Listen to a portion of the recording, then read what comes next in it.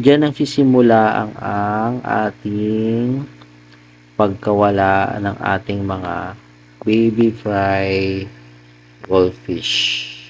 Ayan o, kitang-kita nyo yung parang nagbubulian. Kaya napapansin nyo, ito, meron na tayong dito mga sample na nawala. Ano,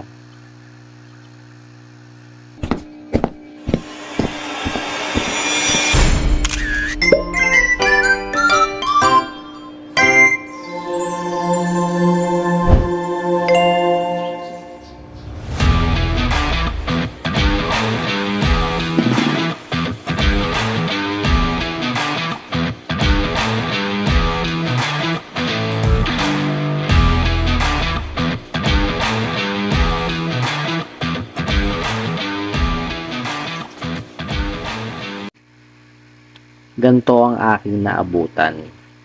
Yung mga behavior nila, tamo, nagkakagatan.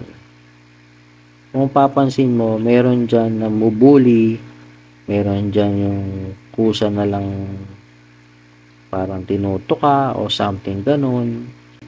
Diyan nagsisimula ang ating pagkawala ng ating mga baby fry goldfish. Ayan o, kitang-kita nyo yung parang nagbubulian. Kaya napapansin nyo, ito, meron na tayong dito mga sample na nawala. Ano, kinakain nila. Ayan o.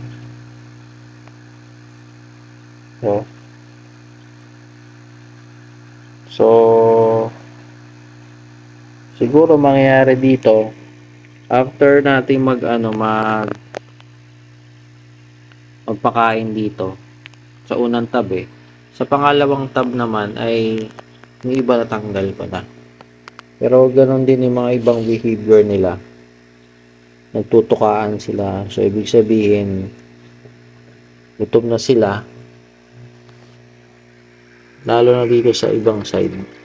Dito naman, parang kalmado. Mag-aabang na sila ng feed. Pero may nakita na ako dito parang wala ng iba. Pero ilan-ilan lang naman. Hindi naman sobrang dami. Kakaunti lang. So, dahil ay ang date natin dito ay 13, kung bibilang tayo ay 13, 14, 15, 16, 17, 18, 19, 20, 21, 22, 23, 24, 11. Mag-ano na siya, magto 2 weeks na siya. So, tingin ko, kailangan na natin itong i-transfer sa malaking tank. Kasi, kumbaga sa tao, nagkakaroon na sila ng isip kung paano sila makapag-survive. Pinakain na nila yung kapwa nila isda.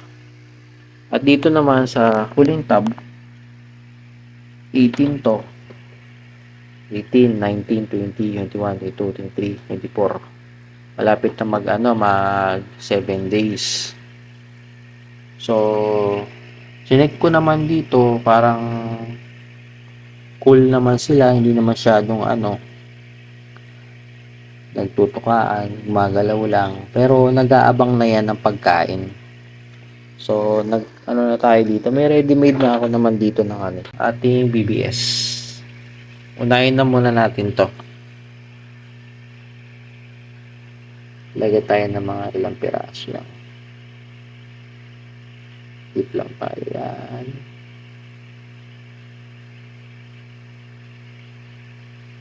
Okay.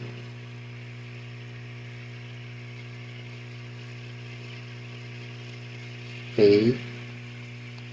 Ano. So, makikita nyo na nag-aano sila dyan. Oops. Ito, hindi ko na sinaiphone. Kaya tinanggal ko ng erosion. Drop lang tayo ng konti. Ganun din dito. At ganun din dito. natira pa.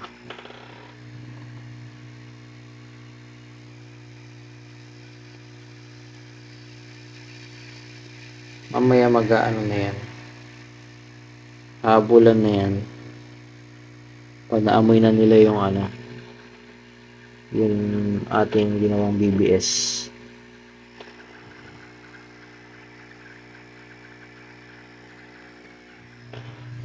Ito na yung iba. So mas marami ito eh.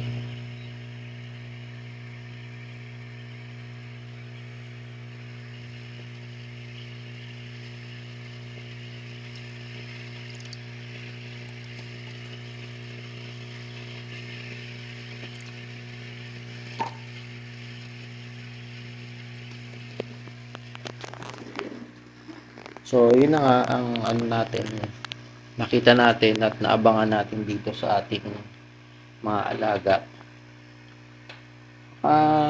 Hindi na sa akin normal yan kasi alam ko na ganyan na mangyayari once na nade-develop na yung mga katawan ng ating baby fry na ano, fish. Nagkakaroon na sila ng ano na develop sa katawan. Kaya nagugutom na sila. Kaya bago mag second week or mag second week na siya, kailangan natin siyang i-transfer. Pero itong maliit dito, itong maliit na yan, hindi na muna. Ganun din, palipasin nila natin ng bago mag 1 week, bago na transfer. So, okay naman na ang ating isang tub sa 75 gallons. Pwede na natin itong i-transfer. Bukas, mag-transfer na tayo bukas. Pwede na yan bukas. So, parang hindi sila masyadong active ngayon. Pero, gustong-gusto nila yung kapwa nila na isda din.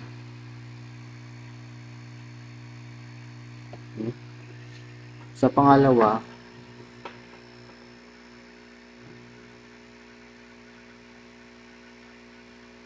ayan. Sa pangatlo, ito.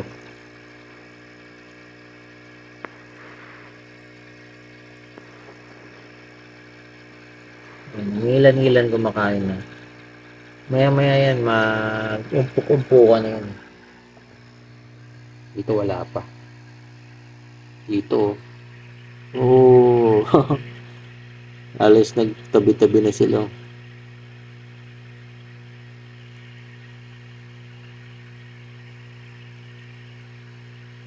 Alas tabi na tabi sila. Sana susunod na ay medyo marami-rami yung ating mabuhay dito. Sa unang breed kasi natin, medyo maliliit sila. Parang carnivore sila eh. Kapag wala silang makain. Yung kapwa kapwa isdaan nila. Gusto din nilang kainin. Kaya siyempre tayo ay hayaan lang natin sila para yung iba gusto talagang mabuhay. Ganun ang gusto nilang gawin. Pero may iwasan natin yan kapag nailagay na natin sila sa panibagong tank.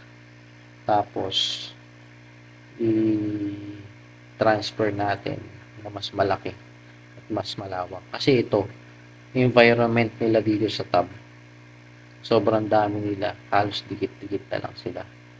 Kapag nanghanap sila ng feed nila, ng kakainin nila, kung wala silang makuha, kaya kapwa isda na nila ang kanilang pinakain. Kaya kung malaking tank siya, tapos marami na dun mga algae, marami na rin ng mga naka-imbak, kahit algae maliliit, uubusin yan. Kahit hindi pa tayo nakapaglagay ng ating mga live foods or anong papakain nyo dun sa inyong baby fry. Kaya yun, abangan nyo bukas yung transfer nito. Hindi na natin hayaan na marami pong mawala. I-transfer na natin to sa ating 75 gallon tanks na unang setup para ito ay ma-transfer na. Kasi kailangan ko din tong lalagyan eh. Gawa ng itong lalagyan na to, meron na kasing nag-lay doon. Kwento ko lang, nung isang araw kasi, nagpinis ako ng 100 gallons. Meron ako nakitang mga itlog.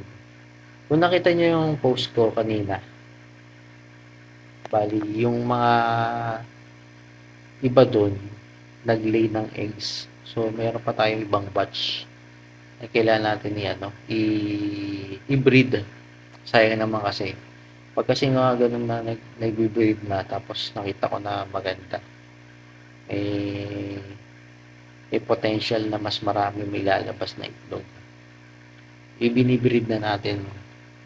Hindi ko na hinahayaan na masayang pa. Kasi kaya nga nag-condition eh. Tapos, ang gagawin mo lang, i-release mo lang yung itlog. So, ibibreed na natin yun. Sa iba kasi, kapag sobrang dami na, kapag hindi na nila kaya talagang sustain yung pakain, sobrang dami ng itlog. Kasi, ang babae kasi na female na goldfish, tuloy-tuloy yan. Kapag nagbigay ng eggs, tuloy-tuloy yan. Sa isang buwan, mga 2. Tapos, sunod na buwan ulit, mga itlog ulit. Ganun yung lalo-lalo na malapit na yung yung tag-init. Diyan na yung palapit na yung mga breeding season. Kaya, huwag na natin sayangin. Ay, nagumpo ka na. Kita nyo? Nagumpo ka na sila. Dami. Dito naman, konti. Pwede nagumpo ka na rin sila. So, yun ang medyo ginabi na ating video. Abangan nyo na lang susunod. Peace out!